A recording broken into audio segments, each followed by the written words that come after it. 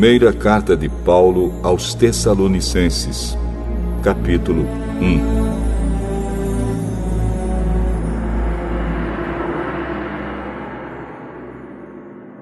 Eu, Paulo, e Silas e Timóteo, escrevemos esta carta aos irmãos da igreja da cidade de Tessalônica, a vocês que estão unidos com Deus, o Pai, e com o Senhor Jesus Cristo. Que a graça e a paz estejam com vocês. Nas nossas orações, sempre damos graças a Deus por todos vocês, e nunca deixamos de pedir em favor de vocês. Pois lembramos, na presença do nosso Deus e Pai, como vocês puseram em prática a sua fé, como o amor de vocês os fez trabalhar tanto, e como é firme a esperança que vocês têm no nosso Senhor Jesus Cristo. Irmãos, sabemos que Deus os ama e os escolheu para serem dele. Pois temos anunciado o Evangelho a vocês, não somente com palavras, mas também com poder, com o Espírito Santo. E com a certeza de que esta mensagem é a verdade. Vocês sabem de que maneira nos comportamos no meio de vocês, para o próprio bem de vocês. E vocês seguiram o nosso exemplo e o exemplo do Senhor Jesus. Embora tenham sofrido muito, vocês receberam a mensagem com aquela alegria que vem do Espírito Santo. Desse modo, vocês se tornaram um exemplo para todos os cristãos das províncias da Macedônia e da Acaia. Pois a mensagem a respeito do Senhor partiu de vocês e se espalhou pela Macedônia e pela Acaia. E as notícias sobre a fé que vocês têm em Deus chegaram a todos os lugares. Portanto, sobre isso não é preciso falarmos mais nada. Todas as pessoas desses lugares falam da nossa visita a vocês e contam como nos receberam bem e como vocês deixaram os ídolos para seguir e servir ao Deus vivo e verdadeiro. Elas contam também como vocês estão esperando que Jesus, o Filho de Deus, a quem Deus ressuscitou, volte do céu. Esse Jesus que nos salva do castigo divino que está para vir.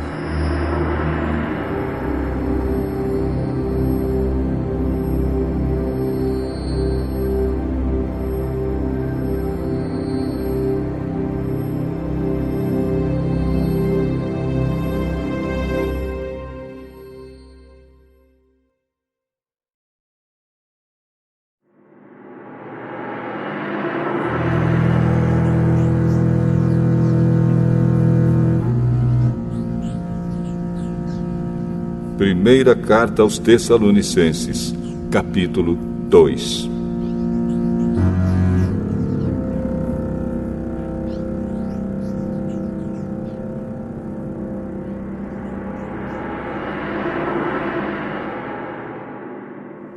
Vocês sabem muito bem, irmãos, que a nossa visita não ficou sem proveito.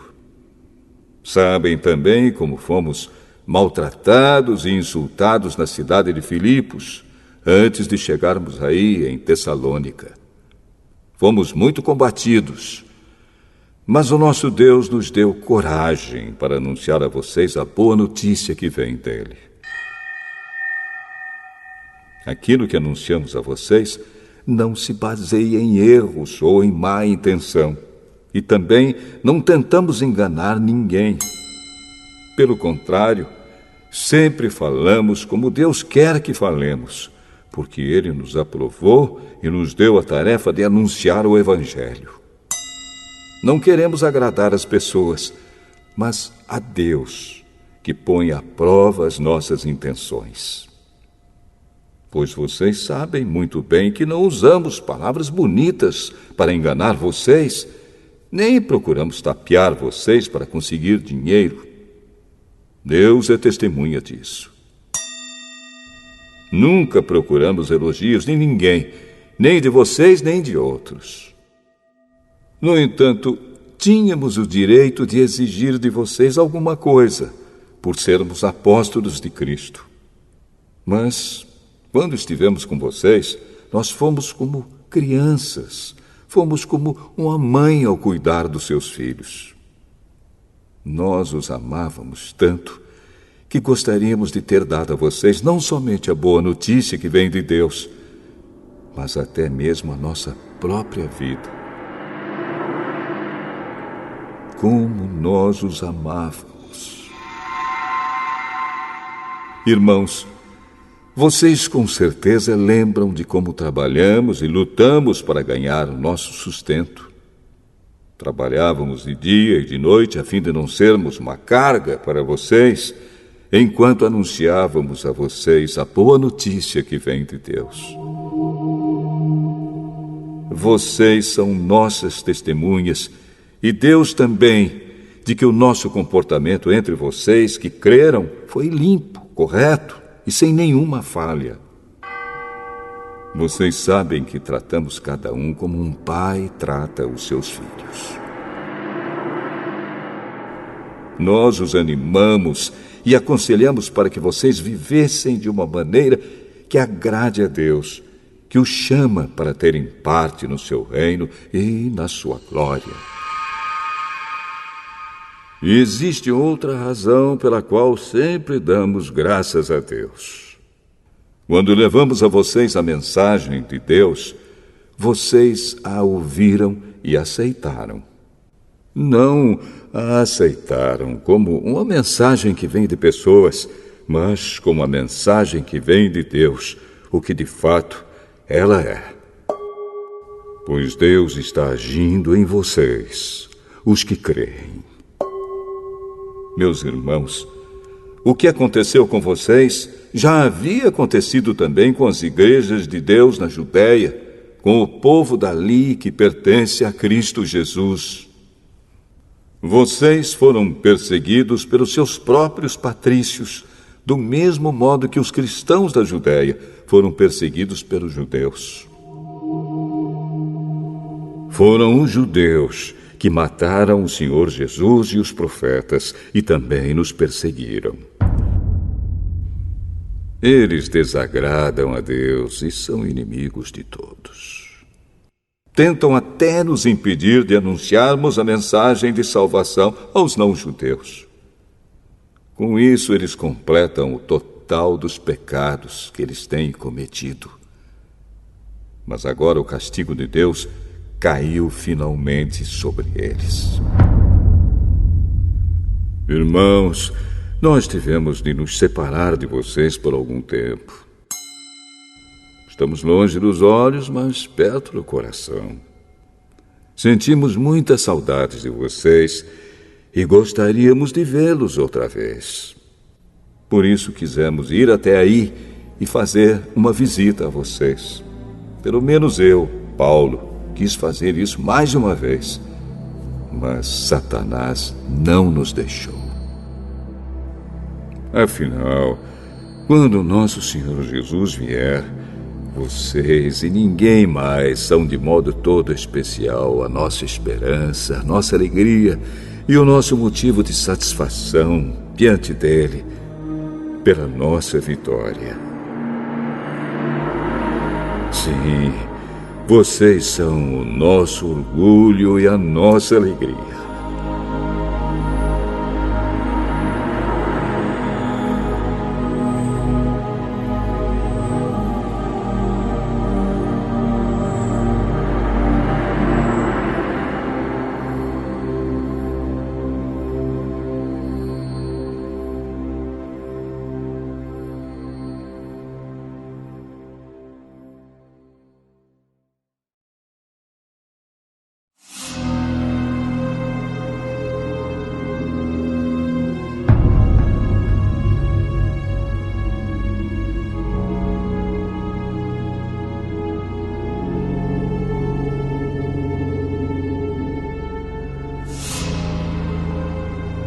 Primeira carta aos Tessalonicenses, capítulo 3.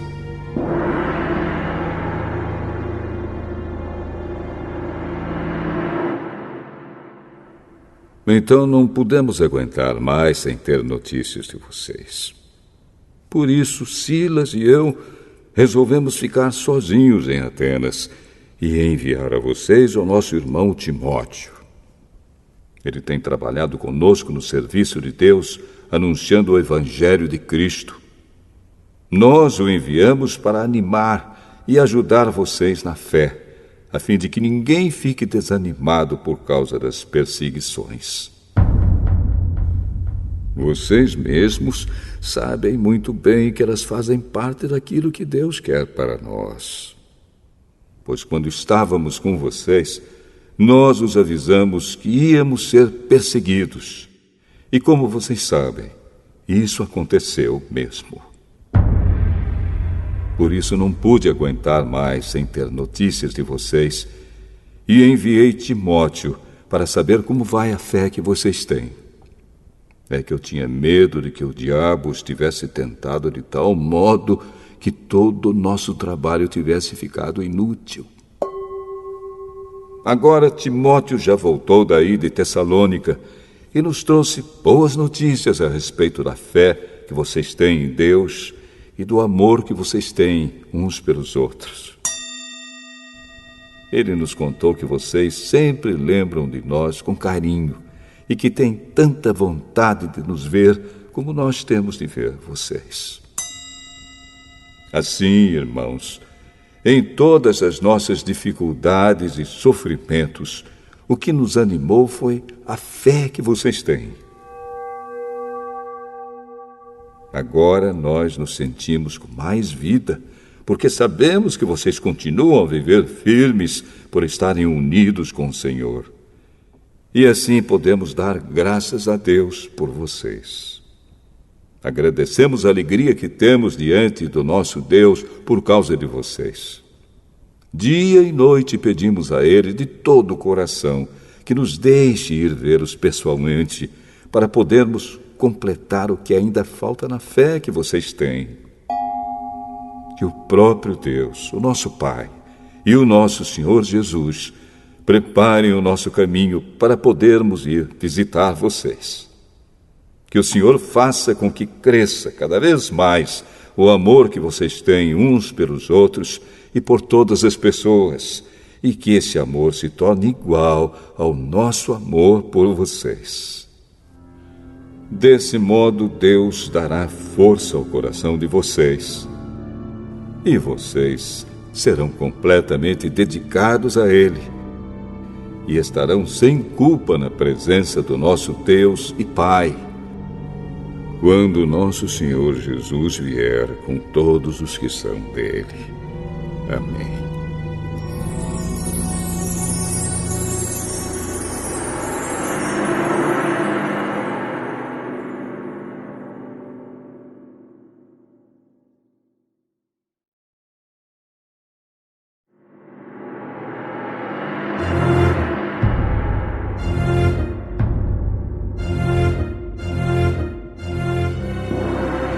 Primeira carta aos Tessalonicenses, capítulo 4. Finalmente, irmãos, vocês aprenderam de nós como devem viver para agradar a Deus.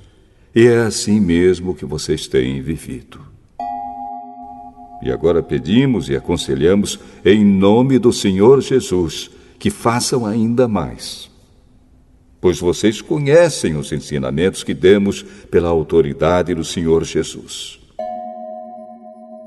O que Deus quer de vocês é isto: que sejam completamente dedicados a Ele e que fiquem livres da imoralidade.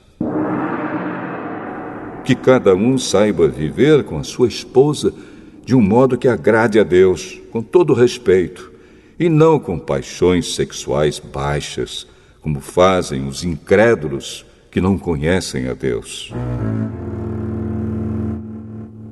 Nesse assunto, que ninguém prejudique o seu irmão, nem desrespeite os seus direitos. Pois, como nós já dissemos e avisamos a vocês, o Senhor castigará duramente os que fazem essas coisas. Deus não nos chamou para vivermos na imoralidade, mas para sermos completamente dedicados a Ele. Portanto, quem rejeita esse ensinamento não está rejeitando um ser humano, mas a Deus, que dá a vocês o seu Espírito Santo. Não há necessidade de lhes escrever a respeito do amor pelos irmãos na fé, pois o próprio Deus lhes ensinou que vocês devem amar uns aos outros. Pois é esse amor que vocês têm mostrado a todos os irmãos que vivem em toda a província da Macedônia. Portanto, meus irmãos, pedimos que façam ainda mais. Procurem viver em paz, tratem dos seus próprios assuntos e vivam do seu próprio trabalho, como já dissemos antes. Assim, aqueles que não são cristãos os respeitarão, e vocês não precisarão viver às custas de ninguém. Irmãos, queremos que vocês saibam a verdade a respeito dos que já morreram, para que não fiquem tristes como ficam aqueles que não têm esperança. Nós cremos que Jesus morreu e ressuscitou. E assim cremos também que depois que Jesus vier, Deus o levará de volta, e junto com ele levará os que morreram crendo nele. De acordo com o ensinamento do Senhor, afirmamos a vocês o seguinte: nós, os que estivermos vivos no dia da vinda do Senhor, não iremos antes daqueles que já morreram. Porque haverá o grito de comando, e a voz do arcanjo, e o som da trombeta de Deus, e então o próprio Senhor descerá do céu. Aqueles que morreram crendo em Cristo ressuscitarão primeiro. Então nós, os que estivermos vivos, seremos levados nas nuvens, junto com eles, para nos encontrarmos com o Senhor no ar. E assim ficaremos para sempre com o Senhor. Portanto, animem uns aos outros com essas palavras.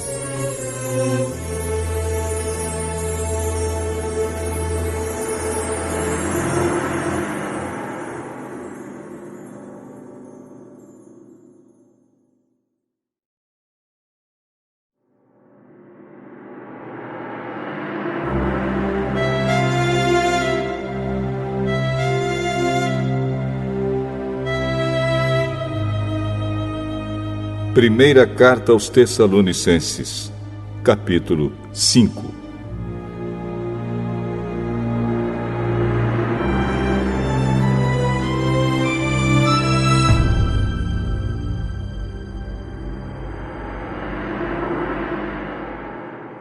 Irmãos, vocês não precisam que eu lhes escreva a respeito de quando e como essas coisas vão acontecer. Pois vocês sabem muito bem que o dia do Senhor virá como um ladrão na calada da noite. Quando as pessoas começarem a dizer, tudo está calmo e seguro, então é que, de repente, a destruição cairá sobre elas. As pessoas não poderão escapar, pois será como uma mulher que está sentindo as dores de parto. Mas vocês, irmãos, não estão na escuridão, e o dia do Senhor não deverá pegá-los como um ladrão que ataca de surpresa. Todos vocês são da luz e do dia. Nós não somos da noite nem da escuridão. Por isso não vamos ficar dormindo como os outros, mas vamos estar acordados e em nosso perfeito juízo. Os que dormem, dormem de noite, e os que bebem, é de noite que ficam bêbados. Mas nós que somos do dia, devemos estar em nosso perfeito juízo. Nós devemos usar a fé e o amor como couraça e a nossa esperança de salvação como capacete. Deus não nos escolheu para sofrermos o castigo da sua ira, mas para nos dar a salvação por meio do nosso Senhor Jesus Cristo, que morreu por nós para podermos viver com Ele, tanto se estivermos vivos, como se estivermos mortos quando Ele vier. Portanto, animem e ajudem uns aos outros, como vocês têm feito até agora. Irmãos, pedimos a vocês que respeitem aqueles que trabalham entre vocês, isto é, aqueles que foram escolhidos pelo Senhor para guiá-los e ensiná-los. Tratem essas pessoas com maior respeito e amor por causa do trabalho que fazem e vivam em paz uns com os outros. Pedimos a vocês, irmãos, que aconselhem com firmeza os preguiçosos, deem coragem aos tímidos, ajudem os fracos na fé e tenham paciência com todos. Tomem cuidado para que ninguém pague o mal com o mal. Pelo contrário, procurem em todas as ocasiões fazer o bem uns aos outros e também aos que não são irmãos na fé. Estejam sempre alegres, orem sempre e sejam agradecidos a Deus em todas as ocasiões. Isso é o que Deus quer de vocês por estarem unidos com Cristo Jesus.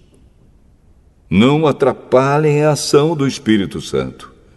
Não desprezem as profecias. Examinem tudo. Fiquem com o que é bom e evitem todo tipo de mal.